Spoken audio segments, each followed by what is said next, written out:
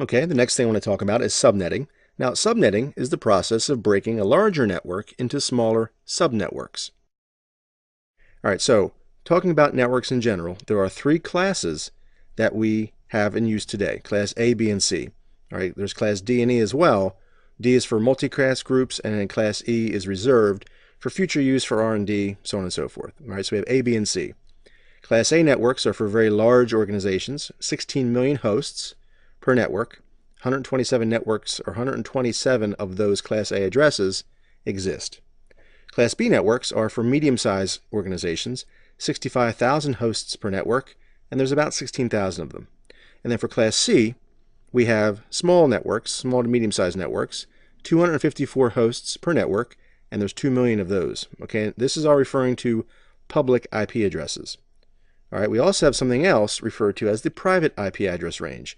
Each class of IP has its own private IP address range, meaning it has a range of IP addresses that can be used internally that don't route out to the internet. So that means we can have 100 or 1,000 or a million different companies, all using the exact same IP addressing scheme as long as it's within this private range, and they don't step on each other, okay, because it never routes out to the internet. That's defined by RFC 1918 for IPv4, and by RFC 4193 for IPv6, or IP version 6. All right, now as I said, they're not routable on the internet, and it's for private use, internal use only. All right, so it doesn't matter if multiple companies use that same space. As an example, the 10 space what we have here. All right, so each range we have class A's that use the 10 space, 10.0.0.0 through 10.255, 255, 255. We have class B's, as you can see, and then class C's. So each of those is a private range, and you're probably familiar with the 10 space or the 192 space. That's typically what's used in most networks. Okay, so not to bring back too many harsh memories for some of you. This might be pleasant memories for some. It could be a nightmare for others. But picture this being a high school or perhaps a college cafeteria, right? Where we have hundreds or maybe thousands of kids in in one room, all talking about whatever there is they're talking about. Imagine trying to have a conversation with someone 4 or 5 tables away. Right? There's just too many people talking at once. You have collisions, basically, people talking over top of each other. Very hard to understand, right?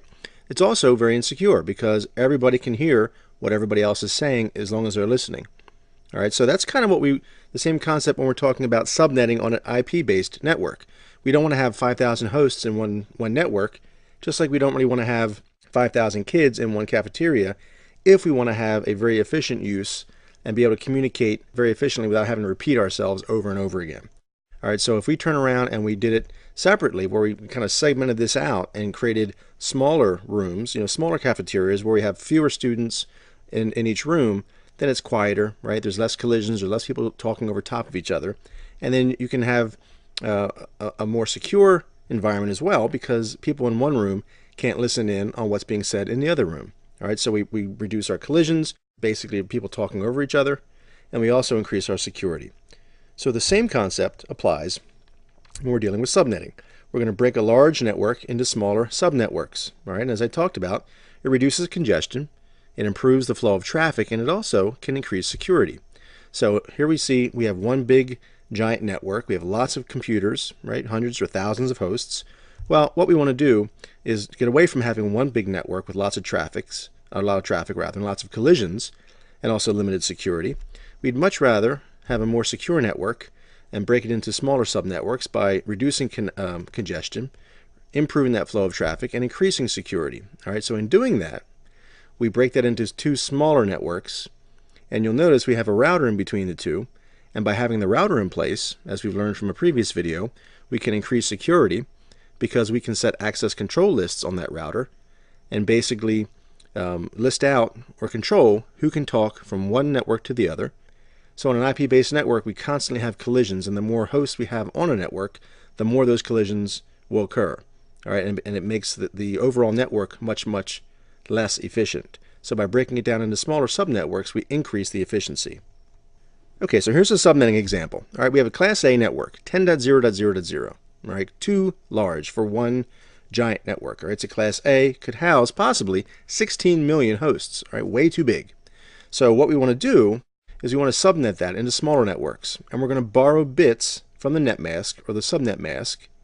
So in other words, an IP address, an IP version 4 address, is 32 bits long. All right, so we have 32 bits to describe the network and also the host. Just like you have a house number and a street address. There can be many houses, right? 1, 2, 5, 10, 15, 20, whatever your house number is, but you all live on the same street. Well, that's what a network mask and a host address is, okay? So you have the house number and the street address, so to speak. So those bits, you can borrow or you can slide them left to right, which we'll see in a moment, that will basically break up our street into smaller streets. All right, so 10.0.0.0/8, it's too big, all right? That's a standard class A network. You can see that the ones in that first octet, that defines the network. So what we're going to do is we will borrow bits, we'll borrow those zeros, and put them from the host addresses, or from the host space, into the network space. So that way, we now have 24 bits that define the network, and only 8 bits that define the host. All right, so that gives us basically a lot of subnetworks within that 10 space. Less hosts per network, but more subnetworks to deal with. All right, so again, here's the example. 10.0.0.x/8, okay? 8 bits for our subnet mask. The ones in orange, that's going to be our host address. Down at the bottom, now we're going to subnet, and we're going to make it 10.xxx/24. So we're borrowing bits from the host, we're putting it into the network. So now we have all of that space available for the network.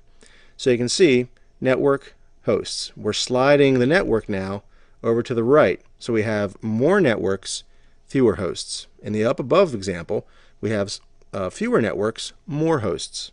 So if you take 2 to the 8th power, that gives you 256, which is really 0 to 255, since we're starting ordinally when we count, dealing with binary information. So we start at 0 through 255.